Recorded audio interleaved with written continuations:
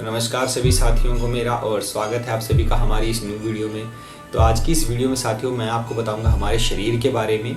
तो यह किस हिस्से में बटा हुआ है, किस किस प्रकार से यह इससे कार्य करते हैं और इन पे इफ़ेक्ट डालने के लिए कुछ मुद्राएं हैं, मैं उनके बारे में आपको बताऊंगा।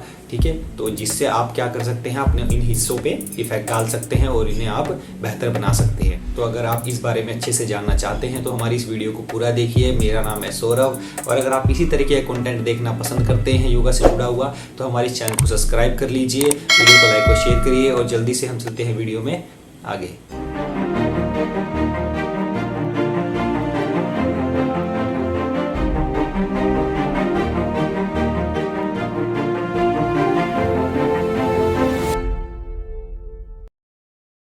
आज का जो यह विषय है साथियों, यह बहुत ही छोटा होने वाला है लेकिन यह बहुत ही फ़ायदेमंद होने वाला है उनके लिए जो योगा की पढ़ाई कर रहे हैं, योगा में रहते हुए अपने शरीर के बारे में अच्छे से जानना चाहते हैं, तो यह उनके लिए बहुत ही फ़ायदेमंद होगा।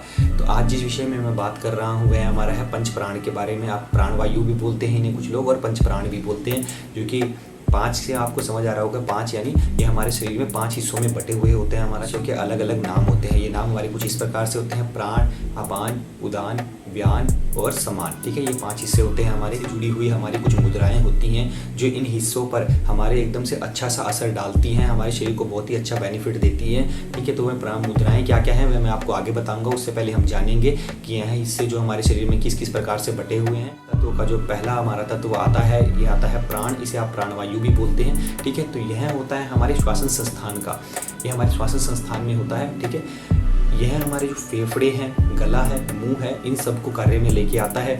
हमारे शरीर में कोई भी चीज़ अंदर जा रही है या बाहर आ रही है, इसी के द्वारा कंट्रोल करी जा रही है, चाहे वह भोजन है, चाहे वह ऑक्सीजन, किसी भी प्रकार की जो चीज़ है जो हमारे गले से अंदर बाहर की जा रही है या फेफड़ों से की जा रही है, वह हमारे इस प्राण तत्व के द्वारा किया जा रहा है। हमारा फेफड़ों से लेके गले तक का हिस्सा है, यह आता है हमारा प्राण तत्व। इसके बाद साथियों आता है हमारा दूसरा तत्व जिसका नाम है अपान, और यह हमारे जो नाभि के नीचे के जितने भी अंग हैं उनको कंट्रोल करता है।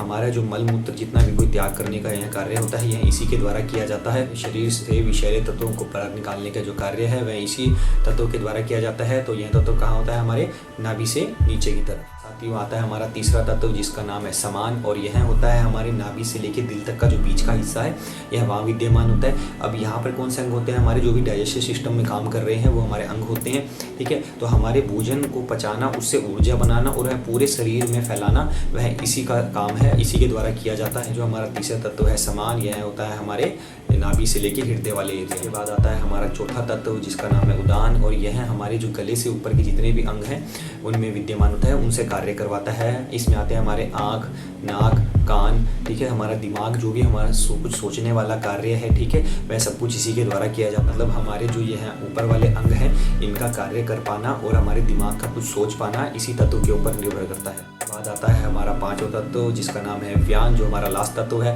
तो हमारे सारा हिस्सा तो बढ़ चुका है, अब यह कहाँ होता है? यह हमारे पूरे शरीर में होता है। ठीक है, ये क्या कार्य करता है? यह हमारे पूरे शरीर में ऊर्जा को गतिविधि में लेके आता है तथा हमारे पूरे शरीर में ऊर्जा को बनाए रखता है और इन सारे तत्वों को आपस में काम करने के लिए, ताकि यह जो सारे तत्व हैं इनके बीच में आपस में मेल जोल बना रहे और यह आपस में अच्छे से काम कर सके। तो यह कार्य कौन करता है? हमारा व्यान तत्व। जान चुके हैं साथियों हमारे तत्वों के बारे में, तो अब मैं आपको थोड़ा थोड़ा बता देता हूँ इनकी मुद्राओं के बारे में। उससे पहले आप जान लें कि हमारे जो ये फिंगर्स हैं, आपने ये भी सुना होगा हमारे शरीर 5 तत्वों से बना है मिलके, जिसमें आकाश, अग्नि, वायु, जल, पृथ्वी, ठीक है, ये सब चीज़ें आती हैं। तो हमारे जो फिंगर्स हैं इनमें यह अलग अलग तत्व विद्यमान होते हैं। अब ये किस प्रकार से होते हैं ये आप पहले यहाँ देख लें कि इसमें आता है हमारा जल तत्व, इसमें आता है हमारा पृथ्वी तत्व, इसमें आता है हमारा आकाश तत्व, इसमें आता है हमारा वायु तत्व और हमारे लास्ट अंगूठे में आता है हमारा अग्नि तत्व। यह जो मुद्राएं होती है हमारे साथियों, ये ऐसी फालतू की नहीं होती है, इन तत्वों से ही हमारे शरीर पे इफेक्ट पड़ता है और जो है मुद्राएं होती हैं ये इसी प्रकार से इफेक्ट डालती है। बस साथियों अब मैं आपको बता देता हूँ इनकी मुद्राओं के बारे में, जो कि बहुत ही आसान है अगर आप सीखना चाहते हैं। ठीक है,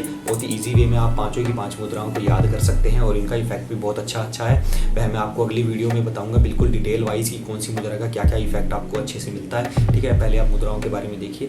तो आप अपने हाथ को कुछ इस प्रकार से रखें और उसके बाद देखिए आपको क्या करना है, अपनी 2 फिंगर्स को इस प्रकार से बंद रखें और इन 2 फिंगर्स को आप सीधा रखें। तो आप जब इस प्रकार की मुद्रा बनाते हैं तो यह बन जाती है हमारी प्राण मुद्रा। ठीक है, कुछ इस प्रकार से देख ले, यह होती है हमारी प्राण मुद्रा। इसके बाद क्या करना है, आपको आपकी जो बीच वाली फिंगर है इससे आप इस प्रकार से बंद करेंगे और लास्ट वाले फिंगर को ओपन करेंगे तो यह बन जाती है आपकी अपान मुद्रा।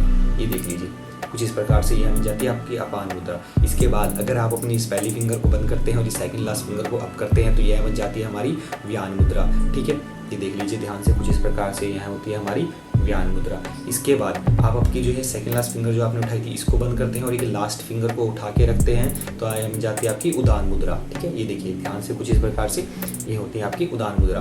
और अगर आप इसको सभी को बंद कर लेते हैं, कुछ इस प्रकार से रखते हैं अपने हाथ को, ये देखिए सारी उंगलियों को साथ में, तो यह बनती है आपकी समान मुद्रा। तो अगर आप पढ़ रहे हैं योगा के बारे में और आप ये मुद्राओं को सीख नहीं पा रहे तो यह बहुत ही आसान तरीका है जिस प्रकार से मैंने आपको बताया है मुद्राओं को याद करने का इन्हें। ठीक है, तो साथियों यह जो टॉपिक है हमारा यहीं पे हम इसे ख़त्म करते हैं और जल्दी से मिलेंगे हम किसी नए टॉपिक के साथ नई वीडियो में। तब के लिए सबको धन्यवाद।